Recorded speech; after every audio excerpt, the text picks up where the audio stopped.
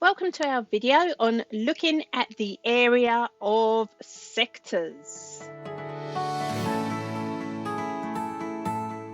So again, when we're looking at the area of a sector of a circle, which is a portion of a circle like a piece of pizza, we will be referring to the area of that sector segment as units squared. So whether it's millimeters squared, centimeters squared, meters squared, we are referring to it as a squared unit.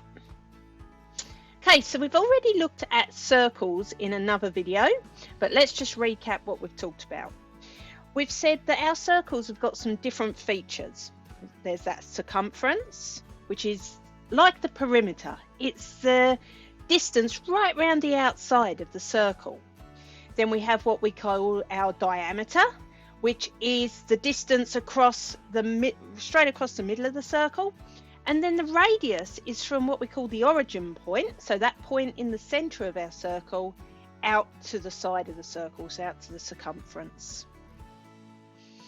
Now, we've also talked about the fact that when we're looking at circles, we need to start including this mathematical constant called pi. And we said that pi was this long reoccurring number of 3.14. Okay, now we said that on our calculators we just look for that pi symbol, and if we press that, that gives us pi. Okay, so we first of all looked at circumference, okay, and we said that's just a special name for the perimeter, the outside edge of our circle.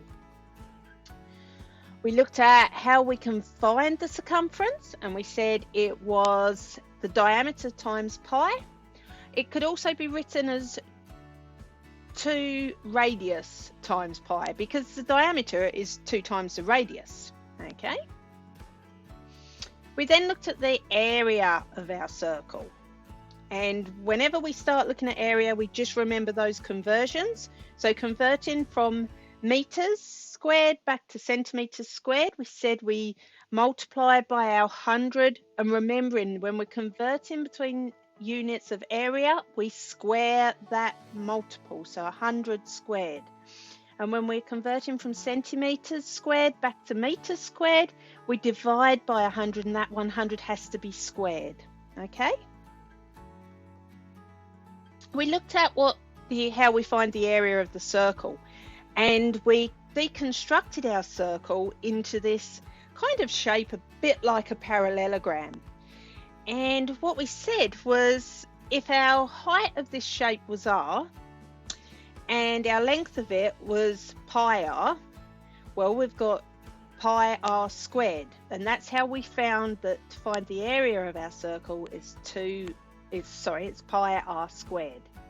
If any of this you're not too sure of, go back and have a look at the area of the circle video. So we looked at how we write the area of the circle, that was that pi r squared, and then we talked about how we can rearrange that equation. So if we was looking for pi, it would be area divided by the radius squared. If we was looking for the radius, then it would be the square root of the area divided by pi. Now, we don't like things just remaining quite that simple. Let's bring some degrees into this. Now, we know that a full circle has 360 degrees in it. A semicircle, half a circle, has 180 degrees in it.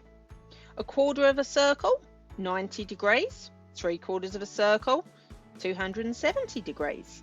So we can cut our circle up into segments or sectors using degrees. Okay, so looking at our semicircles, we've already said that our semicircle is 180 degrees. Okay, now when we think about it, 180 degrees out of 360 is 1/2. Okay, so 180 is half of 360. So we can use that fraction, that half, when we find out the area of our semicircle. Okay, so half times pi r squared will give us the area of our semicircle, so our half of the circle. If we did 180 divided by 360 times pi r squared, it would give us the same answer. However, it's just much tidier to simplify it down to half times pi r squared. So looking at that formula for the area of the circle, okay, we can rewrite it in different ways. So the area of our semicircle, half pi r squared. If we wanted to find what half pi was, we could do the area divided by r squared.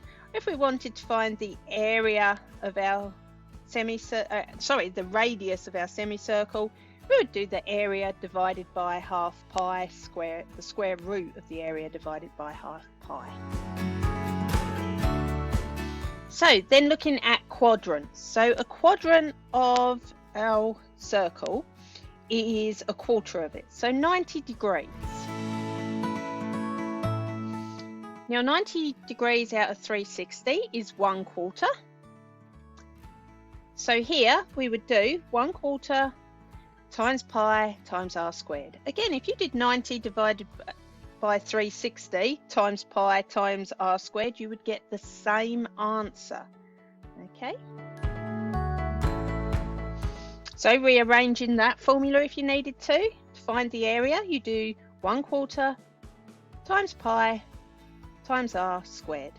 Okay, and then there's your other options depending on what you're trying to find out about your quadrant sector. Okay, so to find different sectors than the basic ones that we've just talked about, say you wanted to find the area of a 30-degree sector, so this little section here from 0 to 30.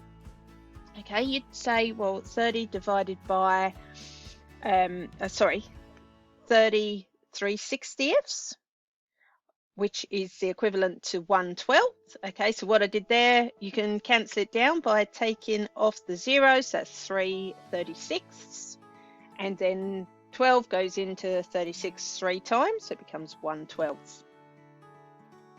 So to find the area of that small sector, you would do 1/12 times pi r squared.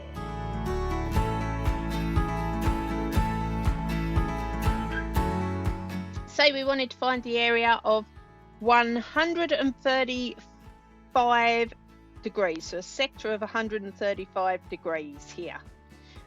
Now we can't simplify 135 divided by 360, so we can't simplify that, so we're going to go 135 divided by 360 multiplied by pi r squared. And that's all from looking at sectors. Good luck with that work.